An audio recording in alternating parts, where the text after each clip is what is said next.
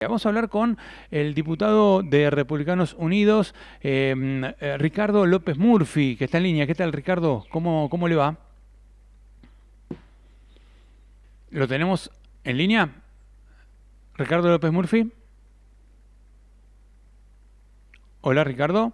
No está, no lo estamos recibiendo, pero ya lo vamos a recomponer, ¿eh? Bueno, estábamos hablando de las declaraciones, ¿no? De este funcionario norteamericano, más precisamente lo que dijo ayer, según una entrevista, que en realidad la entrevista fue de hace algunos días en CNN con Andrés Oppenheimer. Lo que dijo es: creo que van a haber, obviamente, temas judiciales vinculados al tema Libra. El presidente Milei ha anunciado su propia investigación, que es apropiado. Creo que va a haber temas de investigación judiciales y es un tema complejo. Pero creo que es una buena lección para el presidente Milei, para otros, en el sentido de ser mejor aconsejado, de tener mejor equipo y de no caer en errores innecesarios y autogolpes. Esto decía Claver Collins. ¿Tenemos en línea la nota? ¿Me podés contestar? Está enganchado. Bueno, está Ricardo López Murphy en línea. Sí, Ricardo López Murphy, ¿qué tal? ¿Cómo le va? ¿Cómo anda, Barrio? Muy bien, acá estamos. Bueno, queríamos conocer, como diputado de Republicanos Unidos y del Interbloque Encuentro Federal, ¿cómo vio la sesión? ¿Usted estaba presente? Yo estuve presente toda la sesión, desde las 7:30 de la noche en adelante, esperando, bueno, todo el proceso formal que todos los años nos aguarda al inicio del periodo de sesiones. Ujú. Ahí usted siempre, yo miro mucho la historia, los presidentes han sido muy cuidadosos en esos discursos, Ujú. en general porque lo que usted hace es hablarle a la nación y se espera un tono sobrio, donde usted repasa la experiencia del año, los avances, las dificultades, el diagnóstico sobre los problemas que enfrenta, y luego hace una exposición sobre las iniciativas legislativas que ya se encuentran en el Congreso o que va a enviar al Congreso. Ese es el estilo normal de un presidente y hay toda una formalidad de cómo se acerca al Congreso, cómo lo recibe una comisión de exteriores, una comisión de interiores. No es que hay toda esa solemnidad y todo ese protocolo porque sí. Por eso no es bueno cuando se degrada eso con las actitudes que ocurrieron, con los gritos. Ese no es un discurso electoral, no es un discurso para hablarle a la tribuna propia. Pero Fue, bueno, hay fue como un veces que discurso de campaña, como un discurso partidario, ¿no? Fue yo diría usted vio que en general la cultura cristiana está toda una visión de humildad, de que no somos dioses. Ujú. Parecía una cultura de Nietzsche, o sea, eran todos superhombres que habían tomado un país en el cual hasta ese momento se fracasaba, pero a partir de ahora se era exitoso. No es bueno ese enfoque, yo creo que no construye y sobre todo no encuentra oídos receptivos. O Ujú. sea, usted tiene que hablar a la nación, ya no es más un candidato, es el presidente de la nación. Ese es mi comentario principal. Después están las afirmaciones, por ejemplo, si la deuda creció o no creció. Es cierto que medir la deuda argentina es complejo porque una gran parte de la deuda está en manos del propio Estado. Ujú. Bien medida, la deuda ha crecido entre diciembre del 23 y diciembre del 24. ¿Qué fue lo que ocurrió? Que la gran devaluación del 10 de diciembre licuó parte de la deuda en pesos. Entonces, si usted la mide respecto a noviembre del 23, hay una caída. Pero digo, esos juegos con las estadísticas nos ayudan, aunque yo comparto que controlar el descalabro fiscal, el desquicio que teníamos y el desquicio monetario era imprescindible para superar la crisis que teníamos. Como era imprescindible sacar a ese estado omnipresente que metía el dedo en cualquier actividad, todo eso no hay en general cuestionamiento, eso había que hacer esa tarea. Y eso no es lo que está en discusión, lo que está en discusión es si lo hacemos con las prácticas republicanas y cuáles son las deficiencias de lo que hemos hecho. Por ejemplo, yo no comparto que la cuestión laboral sea solamente regulatoria, es impositiva. Nosotros hemos propuesto muchas veces que se bajen los impuestos de la contratación de trabajo. Ujú. Por último, para otro caso que es muy fuerte porque es el debate que se viene. El préstamo del fondo no arregla el problema que tenemos en el Banco Central, arregla, es decir, traslada un problema al Tesoro. El problema que nosotros tenemos es tener a través del tiempo un ingreso de dólares que nos permita afrontar el pago de deudas y acumular reservas. Ahí tenemos que acumular reservas y la verdad es que tenemos prácticamente las mismas reservas negativas que teníamos cuando este presidente asumió. Ujú. Y ese es un gran defecto y eso no se arregla con un préstamo, eso se arregla comprando dólares. Y para comprar dólares probablemente tenemos mayor esfuerzo fiscal, mayor esfuerzo financiero, porque lógicamente hay que tener recursos para hacerlo. Y no entender eso yo creo que es un gran problema del diseño de la política actual. Ahora, ayer en el discurso hay tantos temas para desmenuzar, pero vamos con algunos de ellos, ¿no? En el discurso dijo que ¿Cuánto tiempo tenemos? Ahí calcule el tiempo. se eliminaron todos los privilegios, dice Javier Milei, ¿no? Pero yo encuentro que hay un privilegio que es el de los que 50 sectores, algunos con justificación, otros sin justificación, en la economía argentina no pagan impuestos porque están eximidos, y estos son privilegios que hacen al gasto fiscal, hacen al gasto tributario. Bueno, hay 28.000 millones de dólares que no se recaudan. Privilegios hay muchos. Yo creo que una forma de resolver eso es poner impuestos generales, sin excepciones, que los paguen todos, que no haya discriminación. Por ejemplo, el presidente no mencionó el tema previsional en el sentido de la reforma que hay que hacer allí. Se acuerda que de los ceros estaba trabajando en eso, Osvaldo Giordano estuvo trabajando en eso. El país necesita una profunda reforma previsional, entre otras cosas porque tiene 250 regímenes. Se imagina, Mariano, que eso no son 250 marginales, son para dar privilegio, para tratos diferenciales. Y usted tendría que tener un régimen para los civiles, un régimen para los uniformados, y si alguien quiere tener un régimen más beneficioso, tiene que pagar él, con mayores años para retirarse, con mayores contribuciones. ¿Me sigue el argumento? Sí, claro. Esas reglas de igualdad ante la ley están en el corazón de la Constitución, y yo creo que ese tema no se menciona en la forma, más aún se santió al funcionario que se atrevió a mencionarlo. Cuando si hay algo que fue un déficit de esta gestión, es no presentar con los problemas que tenemos en la previsión social un proyecto de reforma. Bueno, dijo que estabilizó la economía. Como no hubo un proyecto de responsabilidad fiscal, nosotros tenemos un desorden. Bueno, impositivo fenomenal. Totalmente. Dijo que no hubo confiscación de ningún tipo, como el plan Bonex y demás, pero en la Argentina se confiscaron jubilaciones, se confiscaron remedios bueno, por el pero cáncer. mírelo eso si se hiciera una reforma en serio. Yo reconozco que habría protesta. Yo propuse el 2 de diciembre del 23, para que no digan que después uno juzga con el diario del día después. El 2 de diciembre del 23 adoptar una combinación del régimen español-sueco. Como el régimen español, bueno, tiene muchas más exigencias que el nuestro, usted tiene que llegar a los 67 años, 38 años de aporte, y el régimen sueco dice, bueno, no todos cumplen, bueno, las jubilaciones se proporcionan a los años que usted cumplió. Si usted cumplió 30, tiene un 80% de lo que corresponde, usted cumplió los 38, recibe la jubilación completa. Es decir, un sistema de racionalidad. Le estoy planteando dos países que son mucho más igualitarios, mucho más socialmente más equilibrados que nosotros. Eso es lo que Argentina debió hacer. Ahora, no se enfrenta a ese tema que me parece a mí crucial por la cantidad de jubilados que hay. Eso lleva mucho tiempo resolver esos problemas. Si usted hace cosa hoy, recién resuelve el sistema en 20, 25 años. Ujú.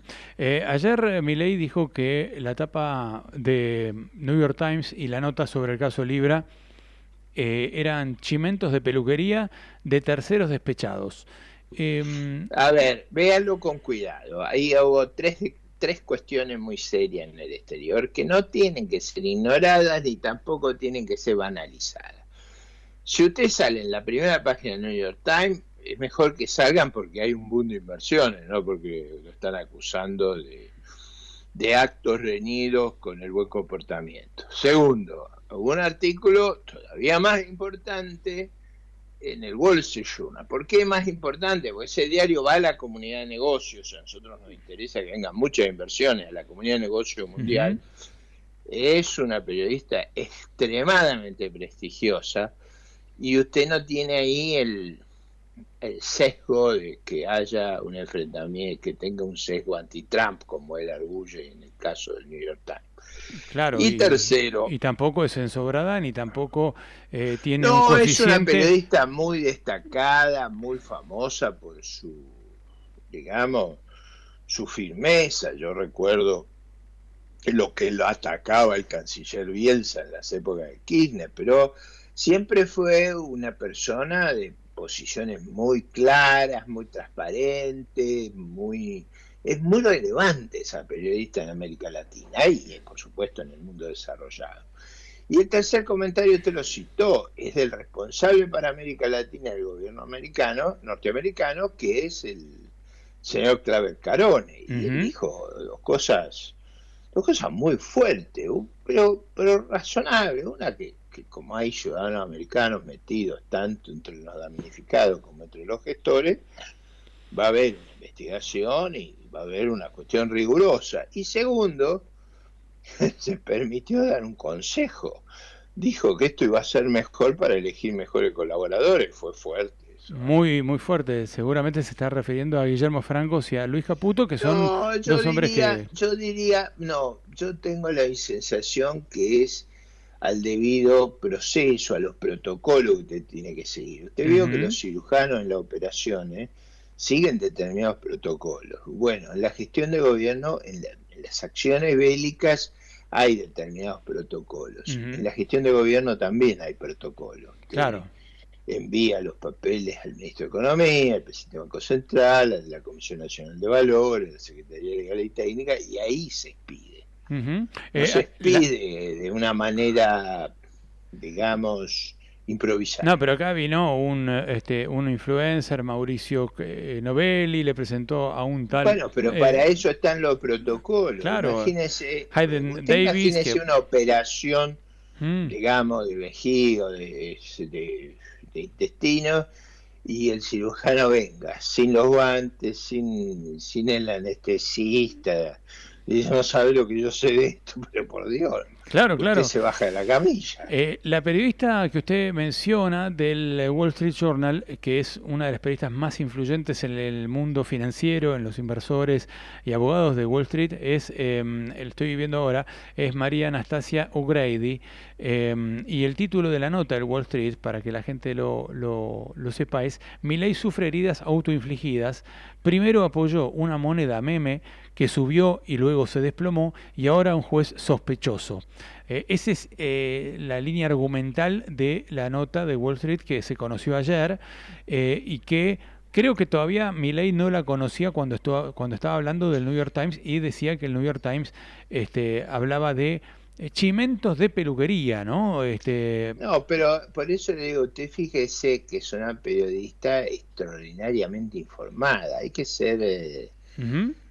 Sí, sí. hay que ser cuidadoso, o sea, yo digo, en general hay que prestar atención a esa noticia. Yo creo que una investigación adecuada en la Argentina, probablemente también con una comisión en el Congreso, generaría la tranquilidad y disiparía estas cosas. No es con insultos o con descalificaciones que esto se va a superar. Y dijo ayer que lo de Caputo no fueron dos trompadas, que fueron dos caricias o dos, dos manotazos o algo así, que dos palmadas en el pecho. Ahí está, me apunta nuestro productor. ¿Esto disminuye un poco la gravedad de las amenazas de Milei No, a ver, o de yo creo que Caputo? hay que, usted vio, y yo trato de explicar con mucho cuidado la solemnidad y el cuidado que tiene que tener el acto por parte de todos. O sea, a mí me parece que el comportamiento de los diputados y senadores siempre es mirado por la sociedad con mucho cuidado y nosotros tenemos que tratar siempre de buscar dar ejemplos y esa tarea, por supuesto, incluye a los que visitan el Congreso en la comitiva presidencial. Me parece que no. ¿Usted me vio alguna vez a las palmadas?